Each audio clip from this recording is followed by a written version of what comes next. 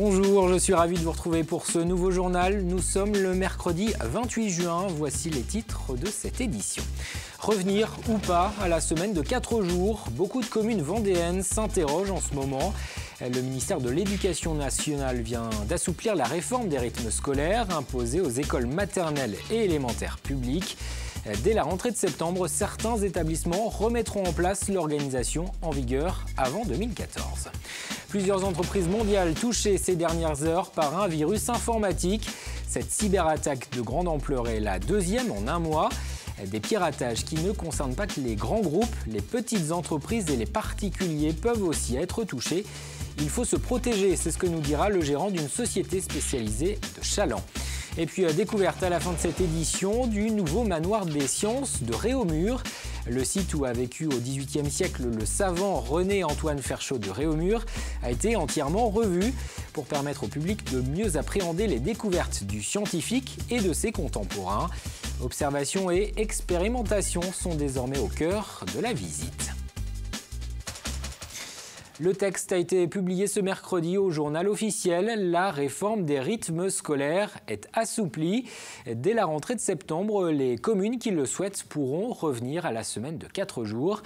Vous le savez, il y a 3 ans, l'organisation a été revue dans les écoles maternelles et élémentaires publiques, avec des heures de cours le mercredi matin et des après-midi allégés. Mais cette réforme des rythmes scolaires est contestée depuis le début par certains parents d'élèves et enseignants. Alors ce décret qui assouplit les règles est positif pour un certain nombre de communes. Certaines, en Vendée, envisagent donc de revenir à la semaine de 4 jours. D'autres s'interrogent encore. Marion Vigreux. Les temps d'activité périscolaire vivent leur dernière semaine dans certaines communes, et notamment à Saint-Pierre-le-Vieux dans le sud Vendée. Ici, décision a été prise à l'unanimité par le conseil municipal et le conseil scolaire de revenir à la semaine des 4 jours. La centaine d'élèves de la commune ne travaillera donc plus le mercredi matin à la rentrée de septembre. Pour Émilie et Sabrina, dont les enfants sont scolarisés dans l'école du village, c'est une vraie satisfaction. Moi, c'était surtout la fatigue de mes enfants en fin de semaine. Ils ont du mal à se lever le 5e jour, c'était un peu difficile pour eux. Et là, en CP, c'est des devoirs tous les soirs. Du lundi au vendredi, il n'y a pas de répit pour eux. Donc je pense que pour eux, ça va faire vraiment du bien. Pendant plus de 20 ans, l'école de Saint-Pierre-le-Vieux a fonctionné sur le rythme des 4 jours. En 2014, suite à la réforme, elle bascule à 4 jours et demi et met en place des activités périscolaires financées par l'État et la commune. Un changement difficile qui n'a jamais fait l'unanimité.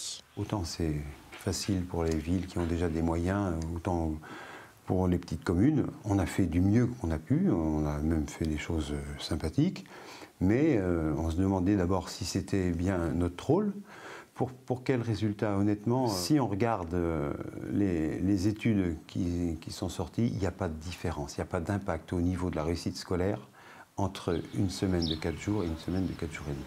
Le nouveau ministre de l'Éducation a décidé de laisser les communes et les conseils d'école choisir librement leur rythme scolaire. Si Saint-Pierre-le-Vieux a anticipé son retour aux 4 jours, d'autres communes préfèrent se laisser encore 1 an pour se décider. C'est le cas à La Roche-sur-Yon. À la rentrée, les 15 groupes scolaires resteront au rythme de 4 jours et demi. On garde le dispositif autant en maternelle qu'en élémentaire, qui de fait est déjà en place avec des conventions, avec des associations qui travaillent avec nous dans la mairie. Donc là, il ne fallait rien toucher, à notre avis, il ne fallait rien toucher. Nous attendons aussi les dispositions financières que l'État nous mettra à disposition dans les années à venir. Pour le moment, l'État maintient son aide financière pour les temps d'accueil périscolaire. Mais pour combien de temps? À Saint-Pierre-le-Vieux, la question ne se pose plus. La commune attend désormais l'accord de l'inspectrice académique pour revenir officiellement à la semaine de 4 jours. Toujours au chapitre éducation, 3 Vendéens ont été récompensés par le recteur de l'Académie de Nantes pour leur sportivité. Il s'agit d'Emmanuel Houli, élève au collège Tiraco de Fontenay-le-Comte, Roman Hermois du collège Saint-Nicolas de Tifauges et Sonam Le Foulgoc, élève au collège Joliot-Curie de Saint-Hilaire-des-Loges. Ces prix de la sportivité sont décernés à des jeunes de 3e qui se distinguent par leurs résultats scolaires et leurs performances sportives. Leur comportement exemplaire et leur engagement citoyen sont également salués à travers cette récompense. Je suis assez heureux parce que ça récompense mon engagement sur les 4 ans que j'ai passé au collège André Tiraco. Donc je suis assez fier de pouvoir représenter mon collège ainsi. Et je me suis engagé pendant mes 4 ans au collège au niveau de l'arbitrage en UNSS. J'ai d'ailleurs obtenu mon diplôme national d'arbitre en niveau karaté. Je me suis investi dans l'atelier journalisme du collège, dans l'association sportive. Je suis devenu délégué pendant 2 ans. Et toujours vouloir m'investir encore plus tant que je pouvais. C'est l'éducation, ce qu'on récompense, c'est effectivement leur réussite dans différents domaines et pas juste une excellence pointue et mépriser le reste. Et je pense que c'est important qu'on puisse valoriser ces élèves qui sont attentifs à tout et attentifs à tous. Et chaque lauréat s'est vu décerner une médaille et une lettre de félicitations de la part du ministère des Sports. Et pas question pour ces collégiens de se reposer sur leur laurier. Ces élèves de 3e sont convoqués ce jeudi pour les épreuves du diplôme national du brevet. Elles débutent ce jeudi. En Vendée, 8866 candidats sont inscrits. 7649 en série générale et 1217 en série professionnelle. Un brevet des collèges qui comporte quelques nouveautés cette année. Une épreuve de science a notamment été ajoutée, ainsi qu'un oral qui porte sur un projet travaillé par les candidats au cours de l'année. Les résultats du brevet seront connus le 12 juillet à 10 h. Selon le secrétaire d'État au numérique, il s'agit d'une cyberattaque sans précédent. Ces dernières heures, plus de 2 millions de serveurs informatiques à travers le monde ont été touchés par un virus paralysant les activités de plusieurs grandes entreprises. Les pirates profitent de failles de sécurité pour bloquer les ordinateurs et réclamer de l'argent. C'est la 2e fois en quelques semaines qu'une cyberattaque mondiale se propage ainsi et les sociétés d'informatique sont de plus en plus sollicitées. Exemple à Chaland, Pierre Dalissu. Ce commerçant de Chaland est venu apporter son ordinateur portable qui ne s'allume plus ici dans cette société d'informatique. Dans sa boutique, son ordinateur, ses 4 caisses enregistreuses, tout est connecté en réseau. Le virus informatique, une récente préoccupation pour ce commerçant. En fait, tout est dedans en fait maintenant. Avant c'était du papier et tout, maintenant c'est plus ça. Donc ça évolue et ça c'est vrai que c'est un gros problème. Ça pourrait le devenir. Ça pourrait le devenir, ouais. Ça pourrait le devenir, ouais. Ouais. Déjà, quand j'ai une panne informatique avec un câble qui n'est pas bien branché, je suis déjà bloqué. Eh oui. Alors un virus ? Alors un virus, je vous en parle pas. Depuis quelque temps, ce genre de cas est récurrent. Les virus informatiques ne concernent pas seulement les grandes entreprises. Les particuliers sont également exposés. Ici, un diagnostic est réalisé grâce à cette clé USB et le reste se fait tout seul. C'est un peu le médicament de l'informatique, hein, cette clé. C'est-à-dire que je vais lui faire comme une piqûre à l'ordinateur et on va avoir ce petit programme qui va s'ouvrir sur l'ordinateur et je vais lui demander d'analyser l'ordinateur. Donc l'objectif il est là, c'est-à-dire que dès l'ouverture, on analyse complètement l'ordinateur, ce qu'on appelle une analyse intelligente. Il va analyser tous les disques durs de l'ordinateur. Les disques durs contiennent des données personnelles, photos, vidéos et bien plus encore. Les virus vont le plus souvent bloquer ces données en échange d'une rançon. Des situations comme celle-ci, ce professionnel en rencontre de plus en plus souvent. Et les ordinateurs à la maison ne sont plus les seuls concernés par ces attaques. Les gens pensent qu'ils sont à l'abri avec leur téléphone portable alors que c'est complètement faux. Les données peuvent être aussi piratées sur un téléphone portable, il faut le savoir quand même. Hein. Sur une tablette aussi. Et sur une tablette aussi, bien sûr. Et la tablette est de plus en plus utilisée à la maison et au travail aussi. Un bon antivirus coûte en moyenne une 30aine d'euros par an. Mais pour être certain de ne pas avoir à payer de rançon, qui d'ailleurs la plupart du temps ne vous permettra pas de récupérer vos données, est de sauvegarder ces dernières sur un disque dur indépendant de votre ordinateur. Néonicotinoïdes, vous avez sans doute entendu parler ces derniers jours de ces substances utilisées pour protéger les récoltes contre les insectes. Elles sont accusées d'être responsables d'une forte mortalité des abeilles. Le ministère de l'Agriculture envisageait de revenir sur leur interdiction, relançant le débat entre agriculteurs et apiculteurs. Dans le département, pourtant, les deux professions essaient depuis quelques années de travailler ensemble. Exemple avec cette initiative de la CAVAC et du réseau Biodiversité pour les abeilles. Des jachères apicoles ont été créées. Ces oasis de fleurs au milieu des champs permettent aux abeilles de trouver de nouvelles ressources en nectar et en pollen. Explication, Grégoire de Châtillon. En mars dernier, cet agriculteur a planté une jachère apicole sur une petite partie de son exploitation qu'il n'utilisait pas. Là, on peut observer ce qui est violet, il y a des facélies et quelques bourraches qu'on voit. Et il y a également des trèfles, plusieurs trèfles qui sont présents dans la jachère. Ils sont comme Alexandre, une centaine d'agriculteurs en Vendée à avoir été convaincus que créer un garde-manger comme celui-ci allait non seulement permettre de nourrir lors des phases de disette alimentaire les abeilles de ruche, mais aussi les abeilles sauvages. Alors, je pense qu'il y a beaucoup d'agriculteurs qui ont des possibilités de mise en place de ce type de jachère apicole comme ici, c'est-à-dire sur ce qu'on appelle des délaissés de parcelles, c'est-à-dire des parcelles avec des configurations difficiles pour travailler dans un coin de parcelle par exemple, qui est plus ou moins laissé en jachère.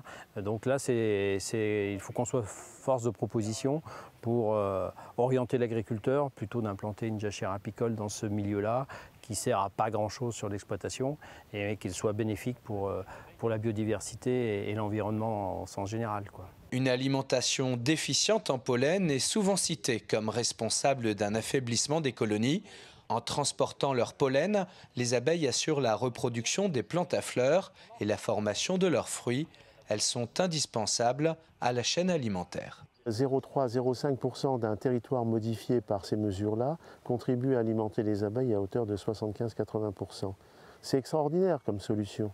Continuer à convaincre que de développer une nutrition abondante et diversifiée pour les abeilles dans les champs, mais aussi dans les jardins et jusque sur les balcons, c'est faire une fleur aux abeilles. Enfin, plus de ressources pour ces butineuses, c'est naturellement aussi la possibilité de maintenir la capacité de production de l'apiculture en France. On continue dans le domaine de l'agriculture avec cette opération organisée à La Roche-sur-Yon. La ferme expérimentale des Établières ouvre ses portes pendant 3 jours. D'abord aux agriculteurs ce jeudi, puis aux scolaires et au public vendredi et samedi. Sur cette exploitation gérée par la Chambre d'agriculture de Vendée, des études en conditions réelles sont menées sur l'élevage, le bien-être animal ou encore l'alimentation. Des innovations sont également testées. Le but, développer les connaissances et accompagner les agriculteurs dans leur développement. Pour mener ces recherches, 1,5 million d'euros vient d'être investi afin de moderniser cette ferme des Établières. L'idée justement, c'est de jouer ce rôle d'expérimentation, de mettre en évidence les enjeux techniques, économiques, les erreurs à ne pas faire, jusqu'à quelle limite on peut aller investir, jusqu'à quel coût au mètre carré ou à l'animal on peut permettre d'avoir aussi une rentabilité derrière. C'est notre rôle en tant que Chambre d'agriculture de donner des vraies références fiables, indépendantes, parce qu'on n'a rien à vendre, nous, Chambre d'agriculture. Simplement d'éclairer les agriculteurs pour être en mesure de décider sur leur propre exploitation. Image et interview signée Apolline Laurent. Prenons la direction du pays de Pouzauges pour aller redécouvrir le manoir des sciences de Réaumur. Il fait peau neuve, d'importants travaux ont été menés ces derniers mois à l'intérieur et à l'extérieur du bâtiment. La muséographie a été revue. Observation et expérimentation, voilà les nouveaux maîtres mots des lieux. Les visiteurs pourront ainsi se replonger au XVIIIe siècle, celui des Lumières, celui aussi de René-Antoine Ferchaud de Réaumur, ancien propriétaire du manoir qui pendant sa vie s'est intéressé à la géologie, à la métallurgie, à la botanique ou encore à l'entomologie. Cyril Guillet.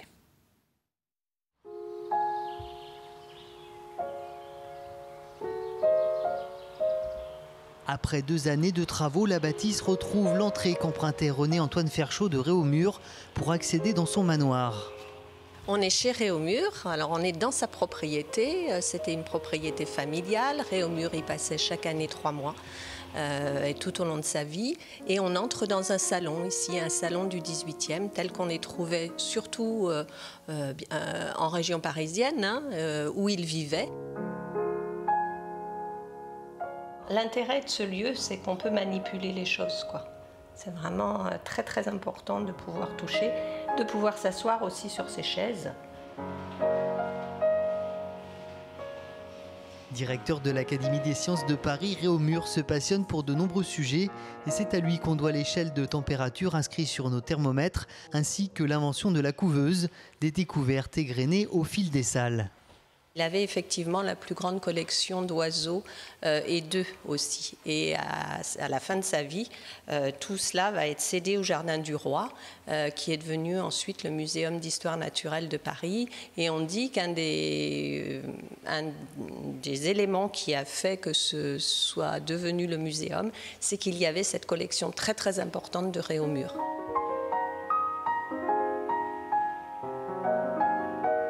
Basé sur les fondamentaux de l'ancien propriétaire de ces lieux, observé, expérimenté et diffusé, le manoir offre avant tout une visite interactive au cœur de la science.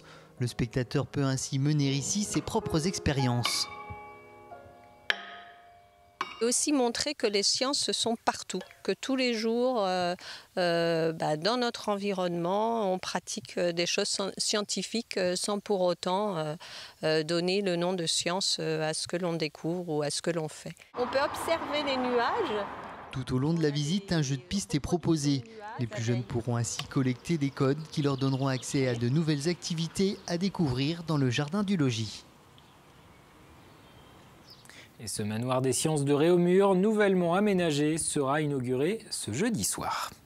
On passe à la météo, pas de changement dans le ciel vendéen, ce sera toujours assez couvert ce jeudi avec des risques d'averses. Les températures restent fraîches pour une fin juin, il ne fera pas plus de 21 degrés au meilleur de la journée. Et pas d'amélioration significative attendue d'ici la fin de la semaine. Les prévisions complètes, c'est dans un instant avec Fanny Poirier. C'est la fin de cette édition, merci de votre attention. Les programmes continuent sur TV Vendée. Ce jeudi, dans la grande émission, Adèle Fugère évoquera les vacances. Comment se présente la saison touristique? Les réservations sont-elles en hausse dans les campings?